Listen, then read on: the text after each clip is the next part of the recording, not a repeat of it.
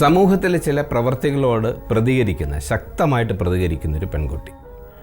അവൾ ശരിക്കും ഒരു വിപ്ലവകാരിയാണ്. പക്ഷേ സമൂഹത്തിൻ്റെ നന്മയ്ക്ക് വേണ്ടിയാണ് അവളുടെ പ്രവർത്തനങ്ങളെല്ലാം. അതിനോട് ആരാധന തോന്നുന്ന ഒരു ചെറുപ്പക്കാരൻ. ഇരുവരും ഒരു വേള ഒരിടത്ത് വെച്ച് കണ്ടുമുട്ടുകയാണ്. അവർ പരസ്പരം കാര്യങ്ങളൊക്കെ പങ്കുവയ്ക്കുന്നുണ്ട്. ആ സമയത്ത് റേഡിയോയിലൂടെ ഒരു പാട്ട് ഒഴുകി വരികയാണ്. അപ്പോൾ ഇവൾ നിലകൊള്ളുന്നത് എന്തിനു വേണ്ടിയാണെങ്കിലും അയാൾ അതിന് ശരിവയ്ക്കുന്നയാളാണ് ഈ നായകൻ. അപ്പോൾ ഈ പാട്ട് ഇരുവരും ശ്രദ്ധിച്ച് കേൾക്കുന്നു. ഇതൊരു തരം ബിൽഡപ്പാണ്. അപ്പോൾ ഈ പാട്ടിൽ അടങ്ങിയിരിക്കുന്ന കാര്യങ്ങൾ ഇവരുടെ മാനസിക വികാരങ്ങൾ കൈമാറുന്നതോടൊപ്പം തന്നെ പരസ്പരം ഇവർക്കൊരു ആകർഷണീയത തോന്നുന്നു എന്ന് മാത്രമല്ല, അത് മറ്റ് വികാരങ്ങളിലോട്ടും കടന്നു ചെല്ലുന്നതായിട്ടാണ് അത് ചിത്രീകരിച്ചിരിക്കുന്നത്. പ്രണയം വരുന്നു, അത് അംഗീകരിക്കുന്നു, കീഴ്പ്പെടുന്നു എന്നുള്ള രീതിയിൽ.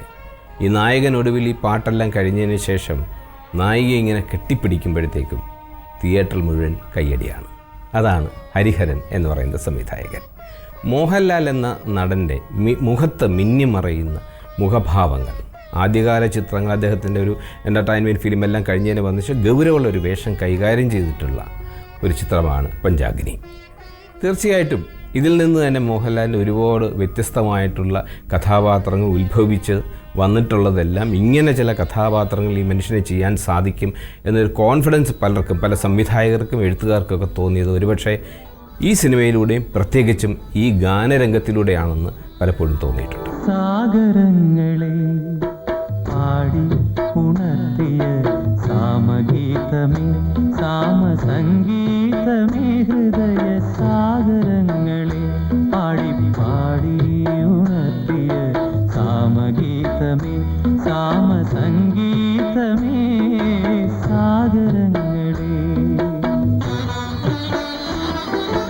ഒരു നീയൻ ലോലമാമി ഏകതാരയിൽ ഒന്നിളവേൽക്കൂ ഒന്നിളവേൽക്കൂ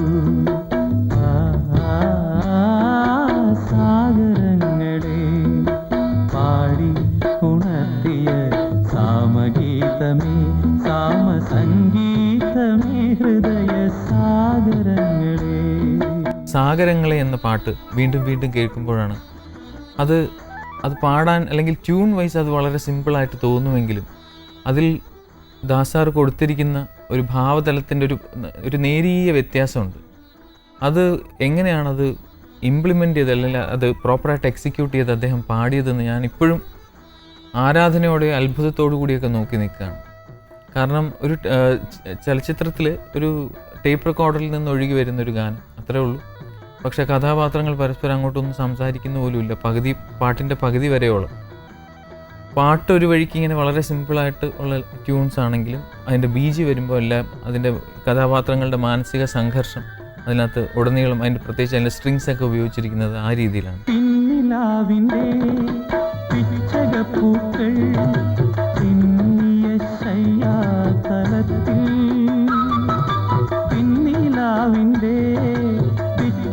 പൂക്കൾ ചിന്നിയ ശയ്യാതലത്തിൽ കാതരയാം ചന്ദ്രലേഖയും ഒരു ശോണരേഖയായി മായുമ്പോൾ വീണ്ടും തഴുകി തഴുകി ഉണർത്തും സ്നേഹസാന്ദ്രമാം ഏതു തരങ്ങൾ സാഗരങ്ങളെ പാടി ഉണർത്തിയ സാമഗീതമേ സാമസംഗീതമേ ഹൃദയ സാഗരങ്ങളെ. പഞ്ചാഗ്നി എന്ന് പറഞ്ഞ സിനിമ അതിലും ഭയങ്കര ശക്തമായിട്ടുള്ളൊരു സ്ത്രീ കഥാപാത്രം, ഗീതയെ പോലത്തുള്ളൊരു നടി ഇതാക്കുന്ന, മലയാളത്തിൽ എപ്പോഴും നമ്മൾ പറയാറുള്ളതാണ് ഫീമെയിൽ ഓറിയൻറ്റഡ് ആയിട്ടുള്ള സിനിമകൾ കുറവാണ് എന്നുള്ളതും. പഞ്ചാഗ്നി അത്തരത്തിലുള്ളൊരു സിനിമയാണ്.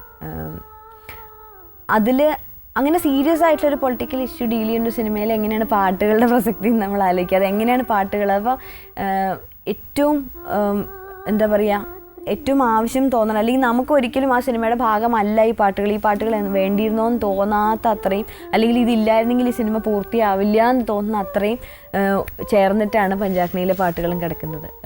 ബോംബെ രവി സാറിൻ്റെ പാട്ടുകൾ. രാത്രി മാഞ്ഞു പോയി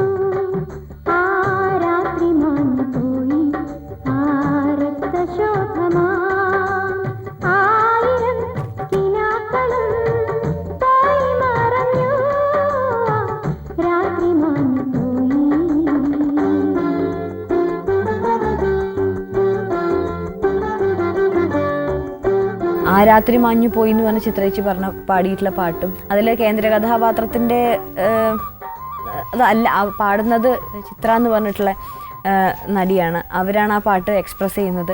അതുകൊണ്ട് തന്നെ പലരുടെയും ആലോചനകളുമായിട്ട് ബന്ധപ്പെട്ടിട്ടാണ് ആ സിനിമ വിഷ്വലൈസ് ചെയ്തിരിക്കുന്നത്, ആ പാട്ട് വിഷ്വലൈസ് ചെയ്തിരിക്കുന്നതെന്ന് എനിക്ക് തോന്നുന്നു.